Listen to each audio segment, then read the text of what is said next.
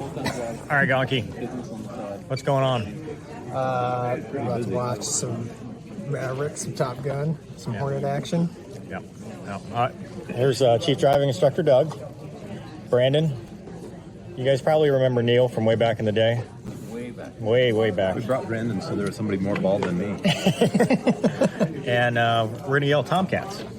Yes, we are. Yeah, but Tomcat. Spoiler alert, is there Tomcats in there? There's Tomcats. They're in the previews, so. Probably, it's standard Super Hornet screws it away, right? Right, yeah, they had to bring in the I had to Tomcat. bring in the Tomcat to fix it. Okay. All right, well, we'll give a review after. 3, 2, 1, fight off.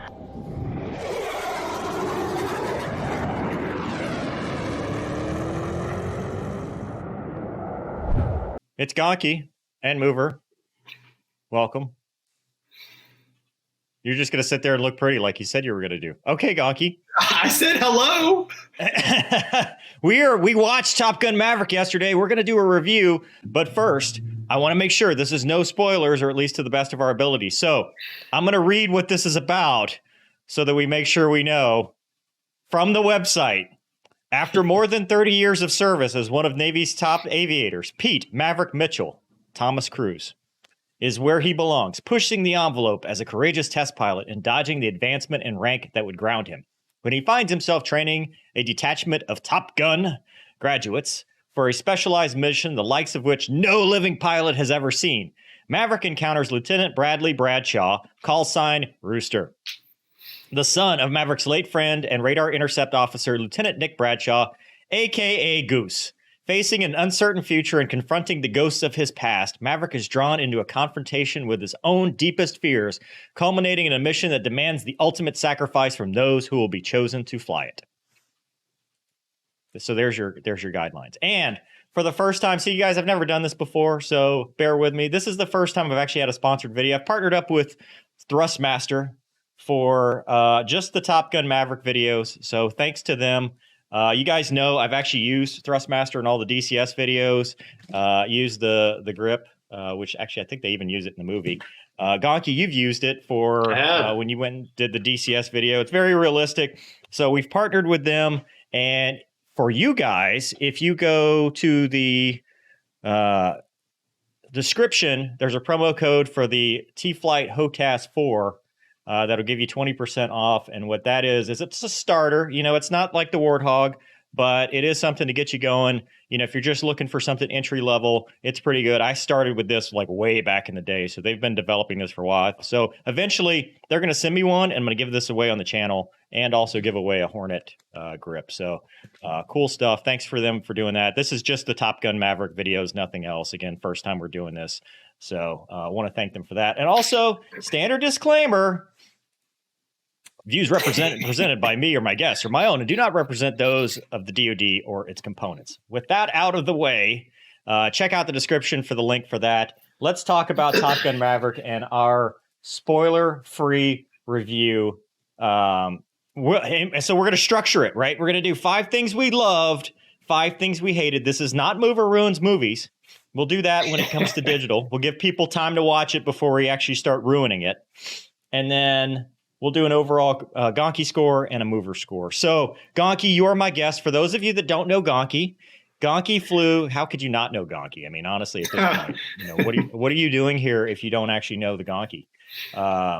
So, for those of you that don't know Gonky, Super Hornet or Hornets, Super Hornets, Malaysian Hornets, VFA 204 Hornets. Most recently, T-38A adversary air with me.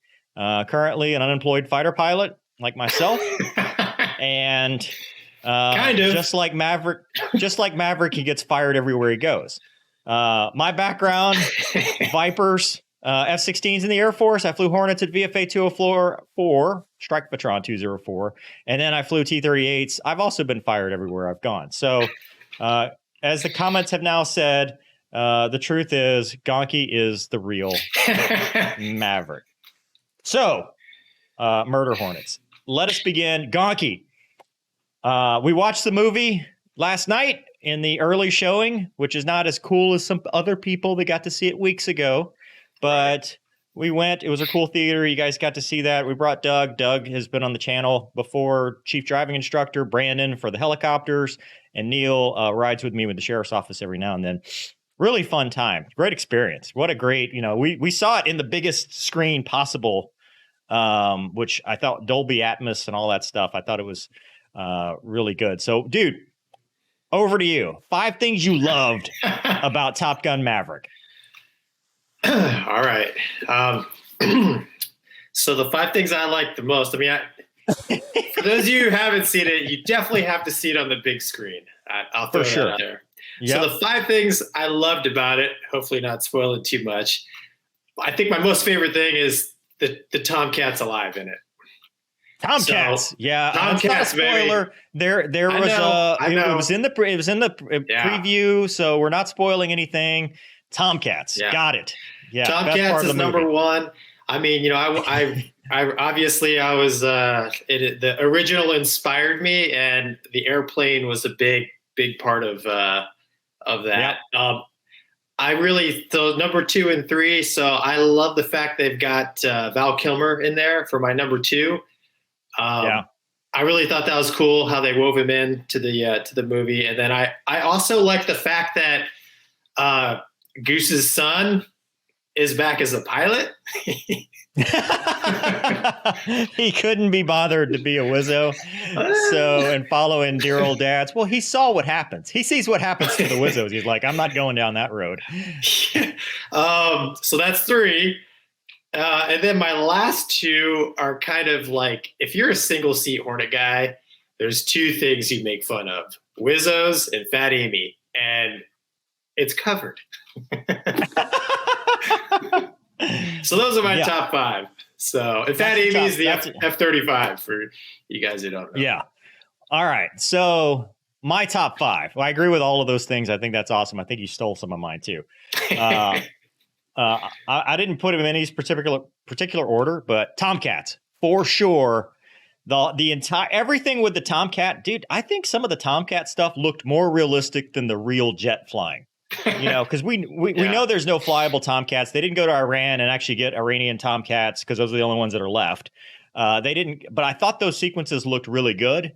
And for not being real jets, it really looked good. It still had the screen presence that the Tomcat had in Top Gun 1.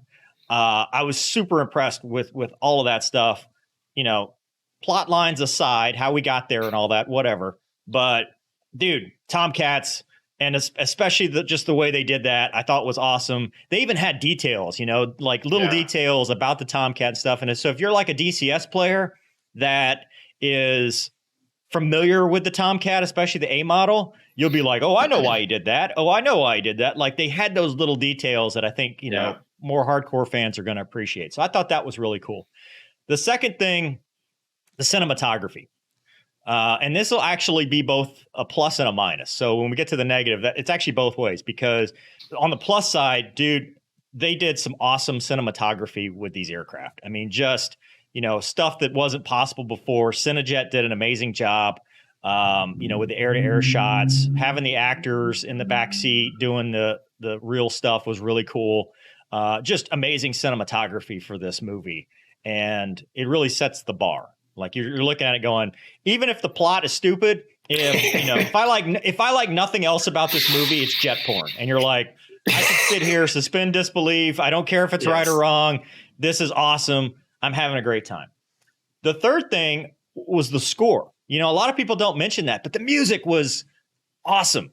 Like they paid such a great tribute to the first one that this is, the first time you hear it, some of the songs from the first one in this, you're like, America. Yes. Yeah. And that whole opening sequence is awesome. I mean, somebody commented on something else I was reading. They're like, I thought I was in the wrong movie. I thought they were playing the first movie over again but then they do it and then they show Fat Amy and all that stuff. And you're like, this is still awesome. Like it held up. The music's awesome. The score. Oh yeah. They played the right music from the first one where they needed to bring back the nostalgia. And then they played new music also when they needed to. I still, that Lady Gaga song, the first time I heard it, I was like, But after I heard it a bunch of times, I'm like, this is awesome. This really worked. Yeah. And it really worked in the movie too. Even when there was no lyrics, it really worked. So I thought the score was awesome. And somebody just asked, any song as good as Danger Zone? Danger Zone's in it. Yeah. It doesn't get any better than the original Danger Zone when Danger Zone is in it. So I hope that's not a spoiler. The other thing, so the opening scene, the opening sequence, and then throughout the movie, the nods to the original and the nostalgia, the couple of quotes and stuff, I thought that was really well done and not over the top. Like they didn't just do it for the sake of doing it. It's in context. It's in a right spot. It's something that naturally works. I thought it was really good. And, you kind of reminds you. So this is a real big nostalgia movie. It's an action blockbuster flick. They did a good job with that. And then finally, what I liked, and we'll talk about this on Movie Ruins Movies, because there's some stuff, but there's some stuff, dude, attention to detail. Yeah. They actually listen to the advisors and some of this stuff. Like, when they're calling out the picture clean, he's calling for the picture. They got a lot of the comms right. Crazy. Bob, the way they depicted Bob was just Easy. Easy. Easy. I thought it was hilarious. Dude, I think you and I, to be honest, I think you and I were the only two in the theater laughing. No, we burst out laughing. Nobody else we were got annoying people how much we were laughing because nobody else was laughing in the theater. But so the thing was, it was funny when it needed to be funny, but then there was some stuff that was funny and nobody else got. And I was like, okay, this works. So I thought it kept the right tone throughout. But again, there was some attention to detail stuff that you're like, well, good job. You got those little details right in a lot of places. So, all right. So that's the 5 things. This is the part that keeps people happy with us because we said nice things. Now, give me the 5 things you hated about the movie. Boy, hate's a strong word. I don't really think there's anything I hated about the movie but there were some things that I thought definitely weren't done as well as like the things we were just talking about. So, overall, I thought the movie was really good. Whoa, we didn't get to that part yet, Gonky. Spoiler alert for the review. That's at the end. I'm not giving the Gonky score yet. I'm getting ready to go over. The. My bad. Okay, you're right. This is my with all due respect. With all due respect, it's in the Geneva Convention. If you say with all due respect, anything you say after that is completely legal. Like in the previews, the crazy looking black airplane that he's flying at the beginning. That whole part of the story, I didn't really care for it. We'll call that the Skunk Works part. You talked about the GCI, the GCI stuff, like you said with the Tomcat was good, but there was a couple areas in the movie where they used the GCI that it was very obvious to me. It was like, man, this is like 10-year-old video game quality. Pushing the plot along. Yeah, just trying to push the plot along with GCI versus, Yeah, and the effort they went to make some things real was so good that the things that they did do, like not so good GCI, it just magnifies it, right? So that was a little disappointing. Try not to ruin the movie here. There's the whole there's an engine out kind of scene that So basically they have an emergency, and there's just a lot of button pushing, a lot of like. Well, alarms. that is because they threw the NATOPs in the trash. Once you throw the NATOPs in the trash, they would see this. Don't need it that's anymore. where all the emergency procedures are. So once you threw that in the trash, there's no. You don't know what to do. Yeah, you don't know what to do when there's a fire. You just kind of do whatever. If you think you're dead, Gonky, come on. But obviously, having flown the jet and having a similar scenario happen to me, I was like, what is going on here? So that was a little bit, in the original, they had the flame out and the flat spin. Well, there was a lot of realism and truth to that. And they actually, I think in the original they did a nice job of like timeline wise, kind of laying that out how that would happen. You know, a flame out would happen, right. you know, blah blah blah. So, there's a sailing scene that I don't understand. Dude, no, but you brought up a good point when we were leaving the theater, because I said that and you're like, well, wait a minute. Remember what you said? That's actually really valid.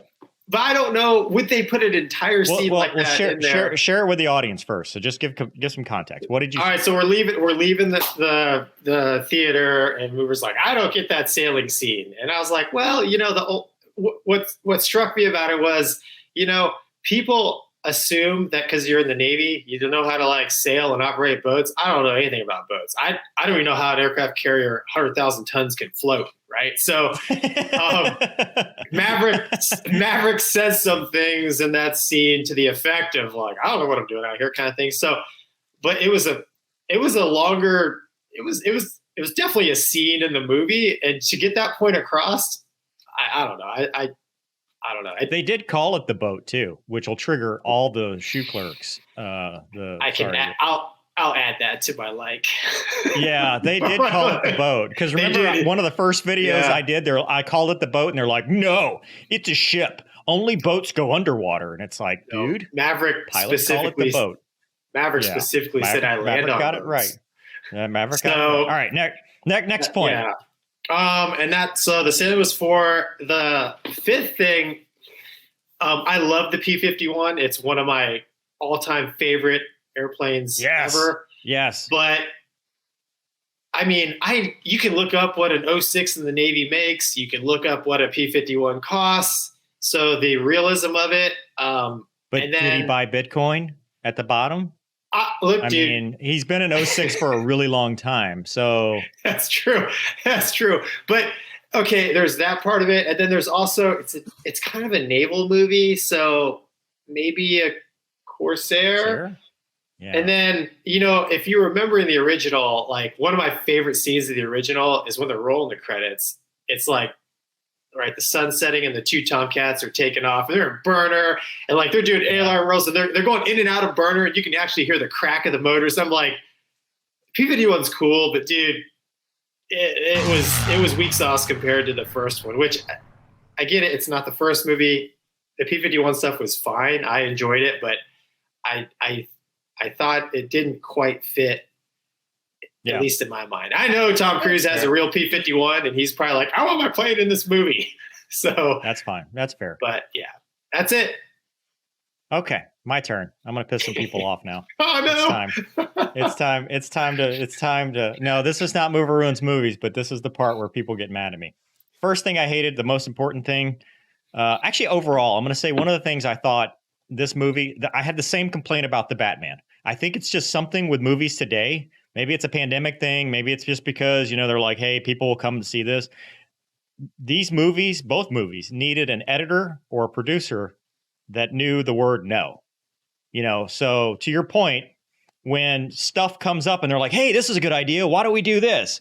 Or why don't we edit this in? Or why don't we put this in? They needed somebody to say, that's not this movie. Save it for something else. And the biggest point to that is the Dark Star scene. You called it the Skunk Works thing or whatever. And that's probably one of the things I think they could have removed from the entire movie, because it didn't advance the plot at all. It was cool.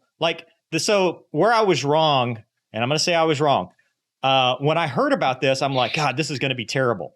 It wasn't terrible. Like, it was a cool scene on its own, but it had no business being in a Top Gun movie. Like, it could have been an after credits thing. It could have been its own movie. It could have been showing, you know, they could have been like, oh, and here's a little mini thing we did for Maverick after the fact or whatever.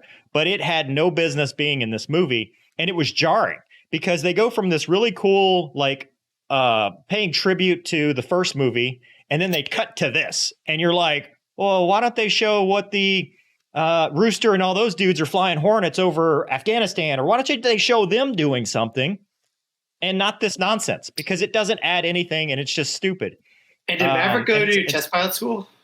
Apparently, yeah. They showed his plaque when they were scanning. He goes to test pilot school. He's, you know, I mean, it did nothing for the plot other than, you know, we introduced the senior master chief that like was his personal guy that just went around. So I think that goes to the point of it just needed an editor. It needed somebody to go, no, let's tighten up the plot.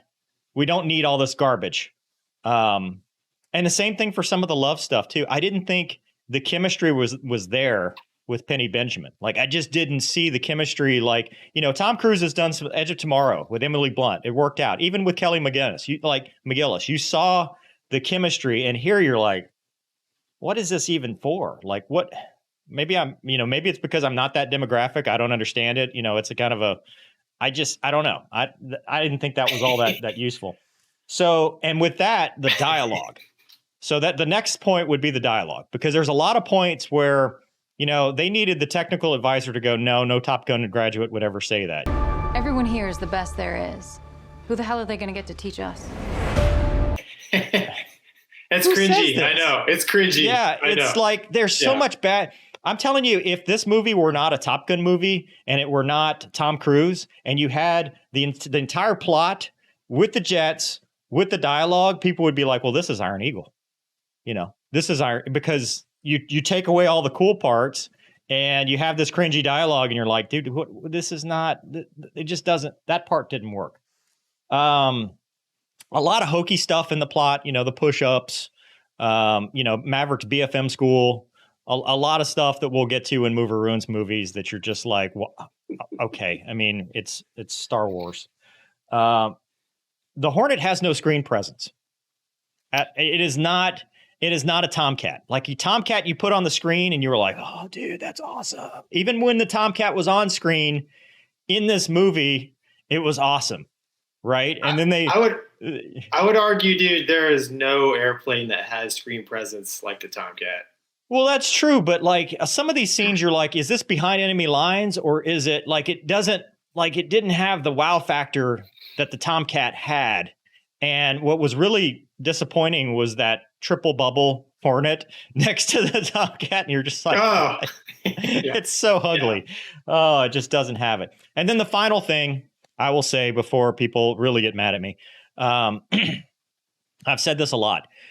So obviously it did have visual effects. I've called it CGI in the past. There's obviously CGI in this movie. Otherwise you wouldn't have Su-57s and Tomcats rolling around. I mean, there's no way to get around it. There's computer generated graphics, but there's also visual effects. And what I mean with visual effects is either they took one jet and doubled it to make it look like two jets. They took one jet, made it look like four jets.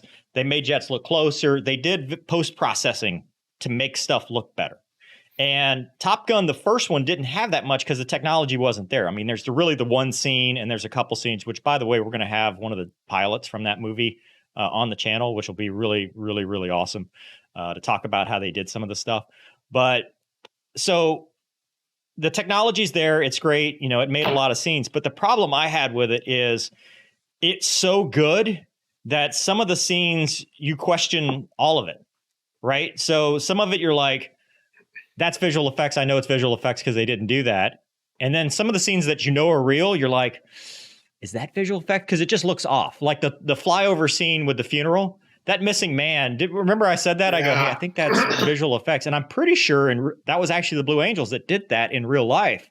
But it just, whether they made it look closer or they did something, it just looks off. And you could tell that they edited some stuff out. And because we watched it on such a big screen, like I could see the IMAX cameras in Maverick's visor in some of them, so you're like, okay, yeah, I know he's here, but he's not there and stuff. So I think that kind of took away because they tried to do too much, because there's some obvious scenes where it's like, nope, they didn't do this. And then there's some where it's like, did they? I don't know. So maybe a little too much visual effects, and they could have just dumbed it down a little bit like the first Top Gun, and still had the exact same movie, but just had real shots. So that's my, however many that is. I hope that's 5. And it is now time to get, and they sped up you talked about this after. You've flown Star Wars Canyon. Does it look that fast? Not when I do it. not in the jets I flew. Yeah, so it was a little distracting. But that's stuff we can talk about in Mover Ruins movie. So that's the negative. Overall score, Gonky. What's your overall thoughts, and what is? Hold on. Let me get right here. What is the Gonky score? Shit.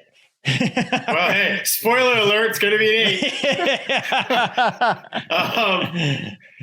Damn it. Look, man, there's, you automatically, at least me, I compare it to the first one, right? I watched the first one when I was like 8 or 9 years old.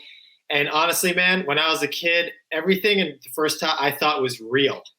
I thought that's how you fight planes, like up close like that. And, it's like now I've essentially lived that life, which is awesome.